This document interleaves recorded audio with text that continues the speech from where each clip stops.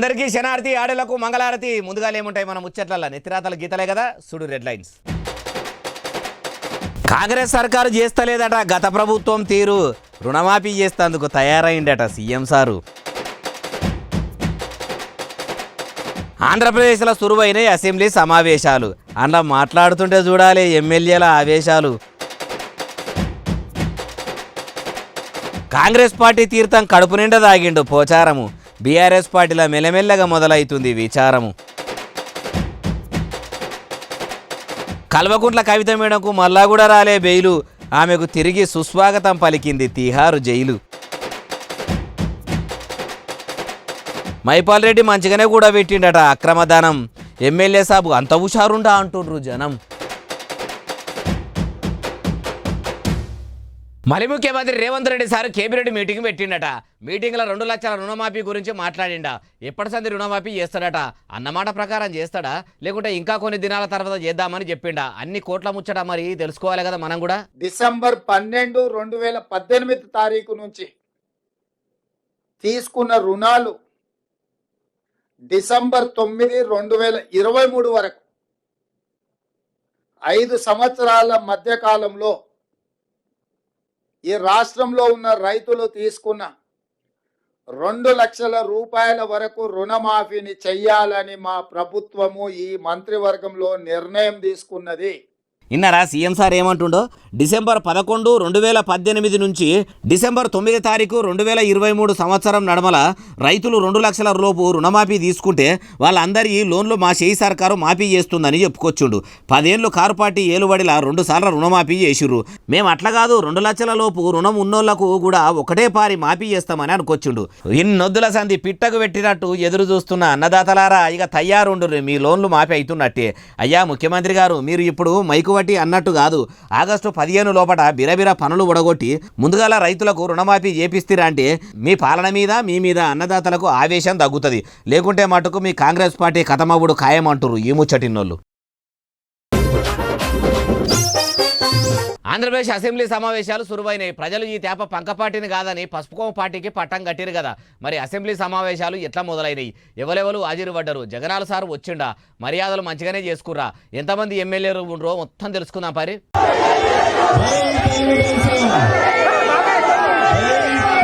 ఎన్టీఆర్ విగ్రహానికి పువ్వుల దండేసి చంద్రాల సారు అసెంబ్లీకి బయలుదేరిండట.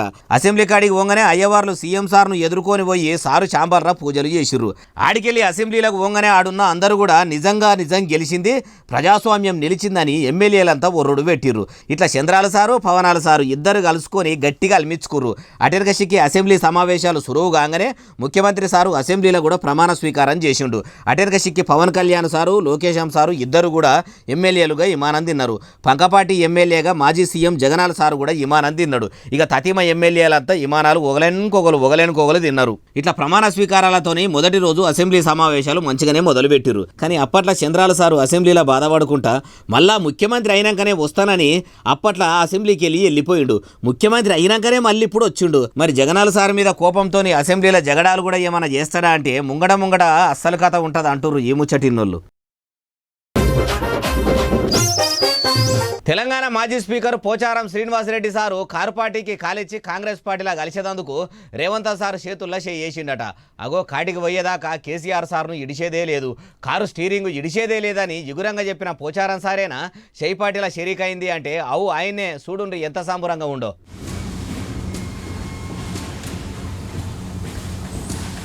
చూసినరా ముఖ్యమంత్రి సార్తోని పోచారం సార్ ఎంత మురిపెంగా ఉన్నాడో. అప్పట్లో గులాబీ గుడిసెలో ఉన్న శ్రీనివాసరెడ్డి గారి శిల్కపాలకు నిలుండ్రి. ఎప్పుడే గాని ఒక నాయకుడికి ఒక పెద్ద మనిషికి మనం పదవులు అనుభవించి అన్ని విధాలుగా అనుభవించి కష్టాలలో మనం దూరం చేయకూడదు. అది మానవత్వం కాదు. నీతులు మంచిగానే చెప్పిర్రు. మరి మీరు చేసింది ఏంది సారు, ఈయననే ఇట్లా అనంటే అప్పట్లో పొన్నాల లక్ష్మయ్య సారు పార్టీ మారితే ముఖ్యమంత్రి కాకముందు రేవంతాలు ఏమన్నాడో అది కూడా ఈనుండ్రి. సిగ్గుండాలి ఈ వయసులో పార్టీ మారడానికి. సత్యముందల ఏం రోగం వచ్చింది ఆయనకు, ఏం తక్కువ చేసింది ఆయనకు, అన్ని ఇచ్చింది పార్టీ. సిగ్గుండదు. పొన్నాల లక్ష్మయ్య సారు పార్టీ మారితే సిగ్గుండాలి అంటిరి, సచ్చే ముంగడ ఏం పోయే కాలం అంటిరి. మరి పోచారం ఏమన్నా పడుసు పోలగాడా?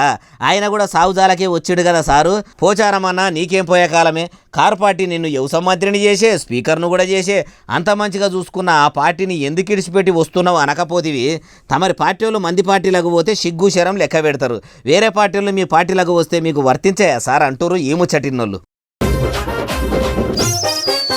లిక్కర్ స్కామ్ కేసులో అరెస్ట్ అయి జైల్లో ఉన్న కల్వకుంట్ల కవిత మేడంను ఈడీ అధికారులు కోర్టుకు పట్టుకొచ్చిరట. ఢిల్లీ ముఖ్యమంత్రి కేజ్రీవాల్ సార్కు బెయిల్ మంజూరు చేసింది కోర్టు. మరి కవిత మేడంకు కూడా బెయిల్ వచ్చిందా ఎట్లా అంటే ఏమో, మరి కోర్టు మళ్ళీ ముచ్చట చెప్పిందో, కవిత మేడం తరపు వకీల్ సాబ్ కూడా ఏమన్నాడో అరుచుకుందాం పరి. కవిత మేడం మీద దేవునికి కూడా కనికరం వస్తలేనట్టున్నది కదా. మేడం బయటకు వచ్చుడు కష్టమే ఉన్నది. ఏ గడియల ఈడీ అధికారులకు దొరికిందో కవిత మేడంకు కష్టాలు తప్పలేవు.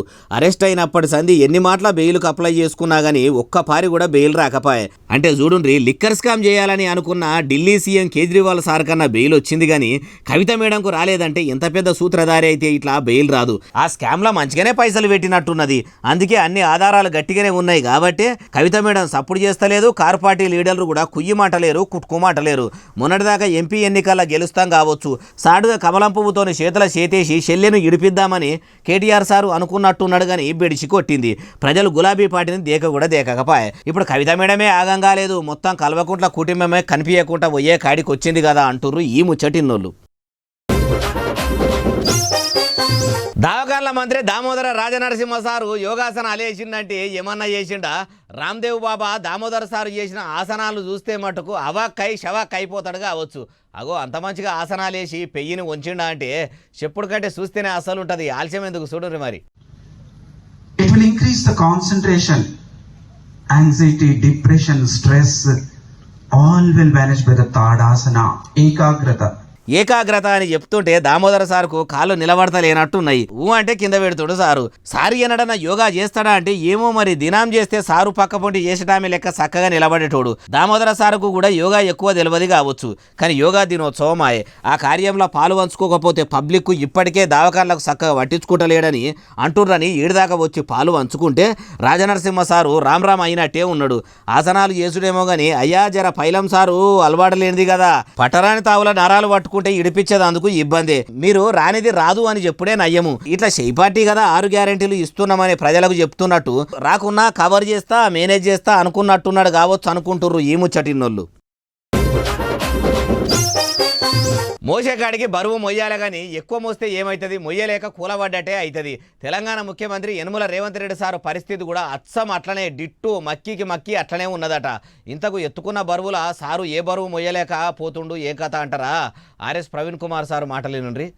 నిజానికి దేశంలో హోంమంత్రి లేని రాష్ట్రం ఏదైనా ఉందంటే, విద్యాశాఖ మంత్రి లేని రాష్ట్రం ఏదైనా ఉందంటే అది తెలంగాణనే అని ఇలా క్లియర్గా అర్థమవుతున్నది. ఇప్పుడే ఈ ముచ్చట ముంగడేందుకు వేస్తున్నారు, ఆ ముచ్చట కూడా చెప్పుండ్రి సారు.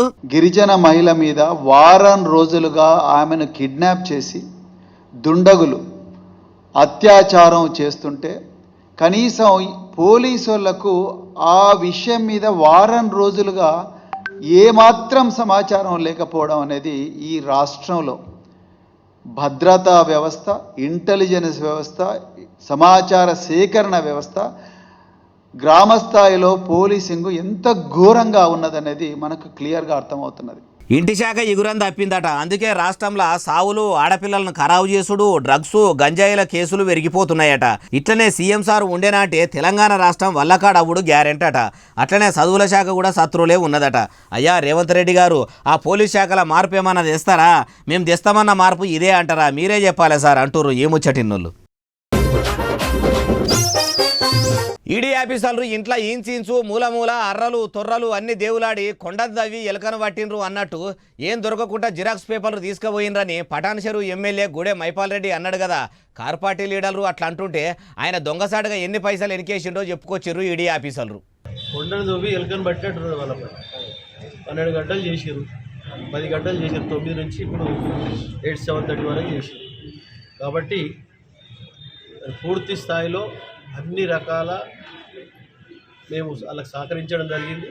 వారు ఏమేమి కావాలో వాళ్ళు అన్ని జిరాక్స్ పేపర్ తీసుకొని వెళ్ళడం. మైపాల్ రెడ్డి సార్ ఇట్లా అన్నాడు కదా, ఇక ఈడీ ఆఫీసర్లు అన్ని కాయిదాలు మర్రేసి తిర్రేసి అసలాస్తులు అక్రమాస్తులు ఎన్నున్నాయి, నిజంగానే మైనింగ్ మాఫియా చేసిండా అని ఎంక్వైరీ చేస్తే ఏమున్నది, సంతోష్ ఉష్క కంపెనీ సంతోష్ గ్రానైట్ కంపెనీలు పెట్టి అచ్చరాల 3 కోట్ల రూపాయలు అక్రమంగా సంపాదించిరు అన్నట్టు తెలిసిందట. అట్లా దొంగసాటుగా పైసలు సంపాదించుకున్నాడే కాకుండా సర్కారును కూడా 39 కోట్ల రూపాయలు ముంచినట్టు ఎరకైందట.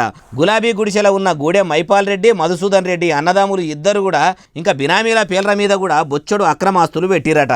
ఇంతేకాదు ఇంకా మాలస్క పైకమే బ్యాంకుల్లో ఉన్నదట. ఆ బ్యాంకులకు పోయి లాకర్స్ ఓపెన్ చేస్తే తెలుస్తుంది అంటుర్రు. అవిడి గురించి ఈడీ ఆఫీసర్లు ఎప్పుడు చెప్తారో చూడాలంటుర్రు ఈ ముచ్చటిన్నోళ్ళు. సంగారెడ్డిలున్న శాంతినగర్లో సెయింట్ ఆంటోనీ కాలేజీలో పరీక్ష సెంటర్ పడ్డదట. కానీ ఈడ ఎగ్జామ్ లేదు ఏం లేదు, వెళ్ళిపోనని పరీక్ష రాసేందుకు వచ్చిన వాళ్ళను ఏ తోవలో అయితే వచ్చిర్రో మళ్ళీ ఆ తోవ పట్టుకొని వెనకకు మర్రిపోని చూడకుండా అని వెళ్ళిపోమన్నారట. ఎందుకట్లా చేస్తుర్రు మరి? నిజంగానే హాల్ టికెట్లు రాలేదా? అరుచుకుందాం పరి. ఇక్కడ సెంటర్లో హాల్ టికెట్ రాలేదు, పేపర్ రాలేదని చెప్తున్నారు. అడిగితేనేమో పోయి వాళ్ళకి ఫోన్ చేసి కనుక్కోండి అని చెప్తున్నారు. ఇప్పుడు రాయకపోతే మాది మళ్ళీ ఇక డిగ్రీ అనేది మొత్తం క్లోజ్, ఇక చదువుడు అనేది ఉండదు. మళ్ళీ రావాలంటే మళ్ళీ ఫస్ట్ నుంచి డిగ్రీ చేయాలి. కాలేజ్ వాళ్ళు అడుగుతానేమో కొద్దిసేపు ఆగండి అని అంటున్నారు. ఎగ్జామ్ టైం ఏమో ఇన్నారా విద్యార్థులు ఏమో ఇట్లా అంటుర్రు. వాళ్ళు ఒక్కరోజు హాల్ టికెట్ రాలేదని చెప్పినందుకు, క్వశ్చన్ పేపర్ రాలేదని పరీక్ష రాయని అన్నందుకు మళ్ళా 1వ తరగతి కాడికి వెళ్ళి ఓనమాలు దిద్దుకుంటా చదువుకునే కాడికి వస్తుందట. ఈ ముచ్చట మీడియా దాకా పోగానే మర్రగొట్టిన వాళ్ళు మళ్ళీ వెనకకు పిలుచుకుర్రట. ఉస్మానియా నుంచి హాల్ టికెట్లు ప్రశ్నపత్రాలు వచ్చినాయి, మా కాలేజీలోనే సెంటర్ పడ్డదని మళ్ళా మాట మార్చిర్రట.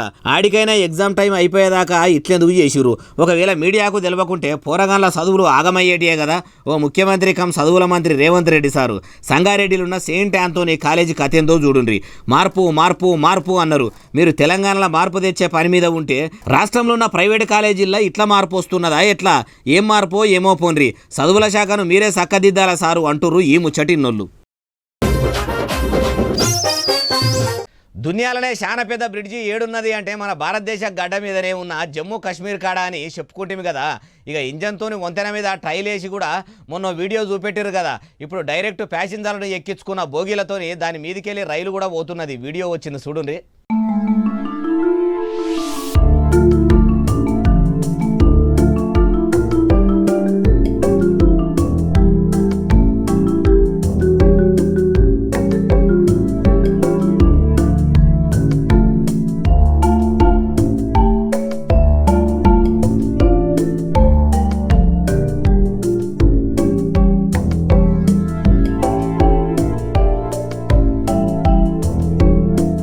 అబ్బరే బాపురి, ఎంత ఎత్తు మీదకి వెళ్ళిపోతున్నది చూడుండ్రి.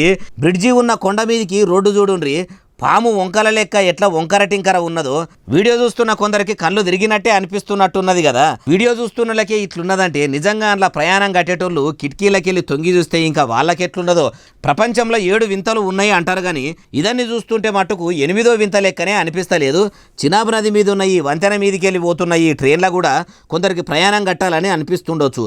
కొందరు అంత పెద్ద బ్రిడ్జి మీదకి వెళ్ళి నడిచే రైల్లో ప్రయాణం కట్టి అక్కడి అందాలు కండ్లారా చూడాలనుకుంటున్నారట. ఎంతమంది చూస్తారో ఏం కథనో. ఇంకా రేపకల్లా ఆ ట్రైన్కు ఇంకెంత పేరు వస్తుందో ఏమో పోన్రి. తెలంగాణ యూత్ కాంగ్రెస్ నాయకులు పెద్ద ఎత్తున రోడ్డు మీదకి ఎక్కి ధర్నా చేస్తురట. అగో రాష్ట్రంలో ఉన్నదే చేయి సర్కారా. అసోటిది వాళ్ళు ఎవరి కోసం ధర్నా చేస్తురు, ఎందుకోసం లొల్లి చేస్తురు? కాంగ్రెస్ సర్కారు ఏలుబడి కాంగ్రెస్ యూత్ నాయకులకు నచ్చుతలేదా అంటే ఏమో ఆడదాకా పోయి అన్ని ముచ్చట్లు అరుచుకుందాం పారి.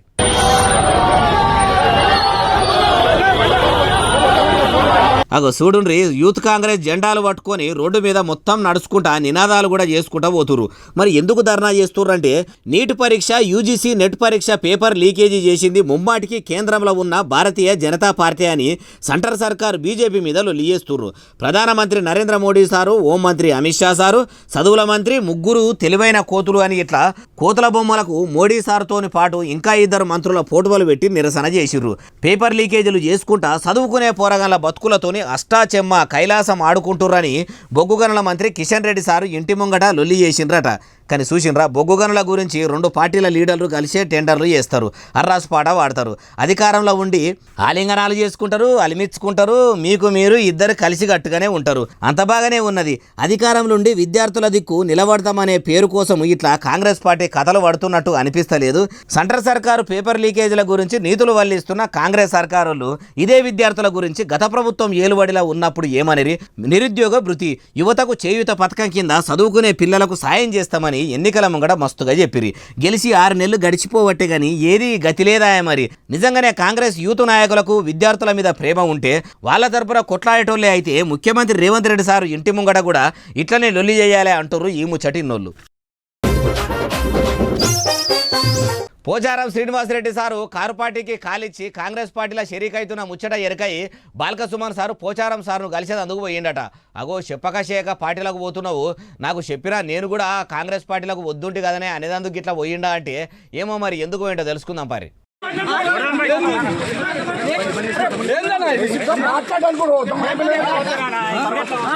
చూసినరా బాల్క సుమన్ సార్ ఇట్లా పోచారం సార్ ఇంటికి పోతుంటే నడమలనే పోలీసులు ఆపిర్రట.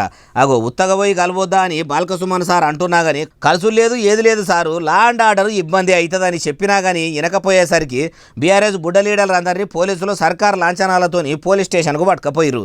కానీ చూసినరా అధికారం లేకుండా ఎంత తోపు తురుం తిస్మార్కార్ లీడర్లు అయినా కానీ ఉత్తముచ్చట్నే అవుతుంది. అదే అధికారంలో ఉంటే ఎవరైనా సరే సారు సారు సారు సారు అని అంటారు. మీదికెళ్ళి ఈగను కూడా ఆలనీయకుండా భద్రంగా తీసుకుపోతారు. అందుకే పవర్కున్న పవరే వేరంటారు ఈ ముచ్చటిన్నోళ్ళు. ఏపీ మాజీ ముఖ్యమంత్రి జగనాల్ సారు పార్టీ కార్యాలయాన్ని జేసీబీ పెట్టి కూలగొడుతురట. అగో పసుపుకోమ పార్టీ చంద్రాల సారు ప్రజావేదిక భవనాన్ని అప్పట్లో కూలగొట్టినరని ఇప్పుడు చంద్రాల సారు పంకపాటి ఆఫీసును గిట్లా కూలగొడుతుండా. ఎవరు కూలగొట్టిపిస్తుర్రు ఏం కథ అంటే ఏమో మరి అన్ని ముచ్చట్లు తెలుసుకుందాం పారి.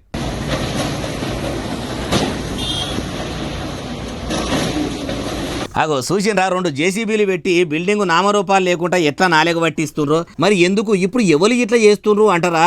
పంకపాటి ఏలుబడిలు ఉన్నప్పుడు జగనాల సారు 2 ఎకరాలల్లా వైసీపీ మెయిన్ ఆఫీస్ కట్టేందుకు 3 టన్స్ ఆగిండట. అప్పుడే ఇది పద్ధతి కాదు సారు, కానూను తప్పుతున్నామని డిఆర్డీఏ అధికారులు చట్టంకు ఉల్టా పోతున్నామని జగనాల సారుకు మస్తు మాటలు చెప్పిర్రట.